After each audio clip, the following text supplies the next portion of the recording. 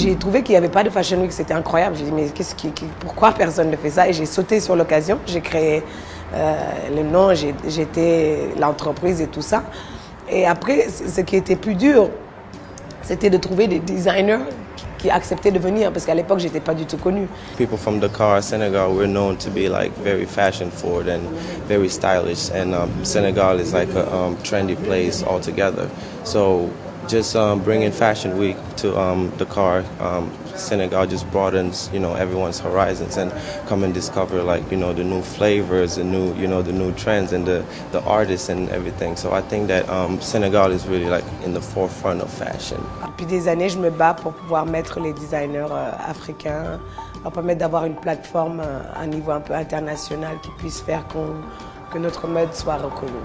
On a beaucoup de créateurs, de jeunes stylistes qui créent beaucoup de choses merveilleuses, très colorées, très design. L'Afrique aujourd'hui est source de création pour tout le monde, que ce soit en art plastique, que ce soit en art pictural, que ce soit en musique, dans tous les domaines culturels et artistiques. Et la mode en particulier, car c'est une expression à la fois picturale, sculpturelle, artistique et je dirais presque musicale. Car mettre la forme, l'élégance en image, c'est la mettre en musique aussi et en couleur. Ça c'est important. Et l'Afrique sait faire ça, parce qu'elle a le rythme dans la peau. Et elle a cette lumière et cette couleur que nous n'avons pas. Nous, en Europe, ou nous, Européens.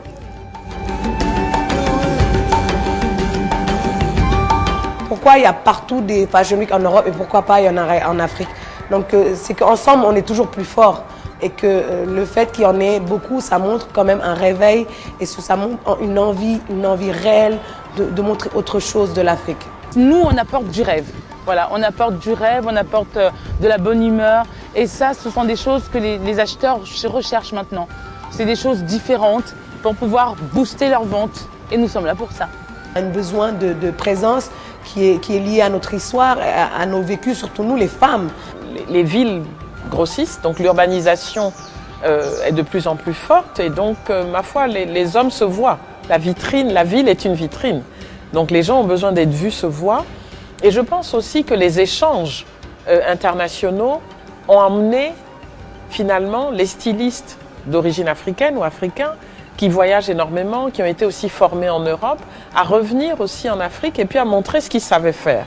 Et donc cela a facilité peut-être l'éclosion de la mode et les gens ont osé montrer, parce que la mode a toujours été là, la femme africaine a toujours été élégante, mais on n'osait peut-être pas montrer autant la mode comme un besoin. Les stylistes africains, les designers ont compris que c'est ensemble qu'on fait une force. Il y a toujours eu des designers noirs qui ont essayé des choses qui étaient assez souvent seuls. Il y a plein de noirs dans les maisons de haute couture, même dans les broderies, dans les fleurs. Et maintenant que tout le monde veut, c'est juste une question de mouvement. Il y a toujours des mouvements pour tout.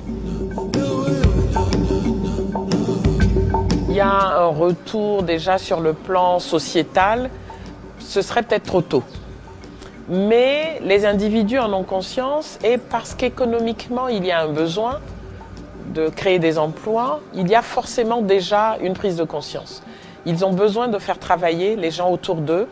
Ils ont besoin d'utiliser les matériaux qui existent et puis qui, en toute honnêteté, ont une noblesse que les matériaux synthétiques n'ont pas. Elles sont peut-être coûteuses, mais cela donne une authenticité, une certaine valeur au travail. Because in terms of the market and still a lot of ready-to-wear clothes are imported, and the textile industry is also, something to consolidate because it has been strong at one time. So the whole industry per se is a bit is still, to reinforce. Tous les composants, que ce soit la matière première, le tissu, les composants, les fournitures, tous les accessoires, ça vient de l'extérieur. Ils ne sont pas fabriqués en Afrique. D'habitude, c'est fabriqué en Chine, bien en Turquie, mais livré en Europe. Donc là, on est obligé d'avoir des contacts pour récupérer ces matières premières pour pouvoir les réaliser. Et je l'explique à beaucoup de designers, j'ai dit c'est très bien, effectivement, on a besoin de l'art, des jolies choses, mais ils ont besoin aussi de faire des choses qui peuvent vendre. C'est comme ça qu'on peut perdurer. There's a return to our roots, to to say, well, you know what, be proud of who you are, be proud of where you come from, be proud of what we have as black people. Je pense que le Sénégal, c'est un pays qui les Sénégalais donnent très importance à leur culture. Ils portent ça même pour montrer, je suis africain, je suis là, on est... Je pense que ce n'est pas une question d'apparence, c'est une question d'affirmation des fois. Des entreprises comme celle d'Adama Paris sur la Fashion Week permet de structurer le secteur de la mode. C'est permettre à des femmes de renforcer leurs capacités dans le monde de la couture, de la mode, mais aussi de créer des entreprises tout simplement. Et ça participe à 400%, je dirais, à l'émancipation de la femme ici au Sénégal comme dans toute l'Afrique en général. Purement lié à la culture, parce que c'est ce qui représente un peuple. D'ailleurs, même quand on va dans l'histoire, dans les livres d'histoire de costumes, mais qu'est-ce qui représente un pays? C'est ses costumes. Ce qu'on ne sait pas, c'est que c'est les femmes qui tiennent l'économie en Afrique. Hein. C'est les femmes qui vont autant...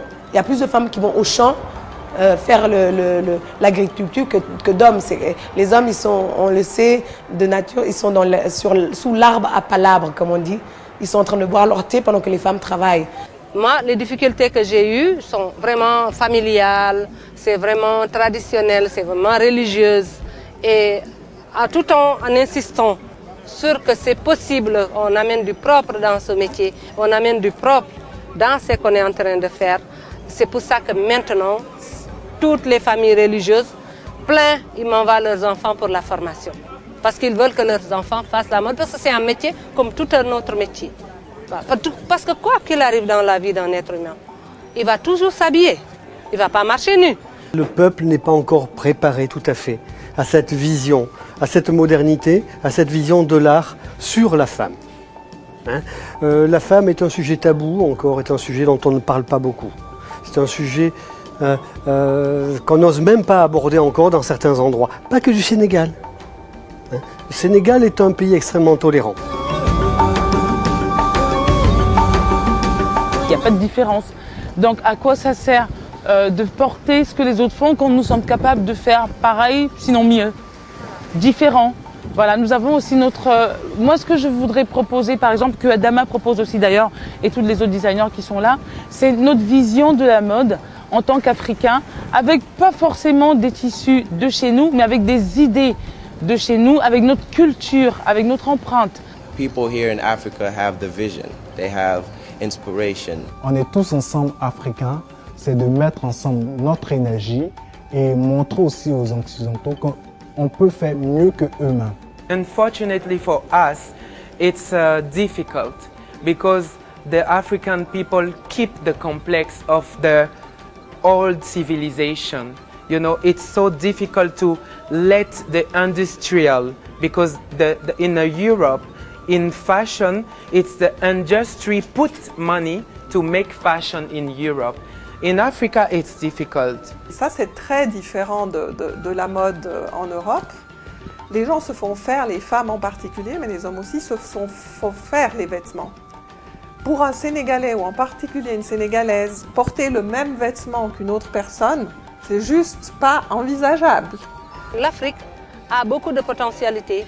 C'est un terrain vierge où les imaginations et les créativités, on peut les trouver à tout moment. Parce que l'Afrique, c'est un carrefour.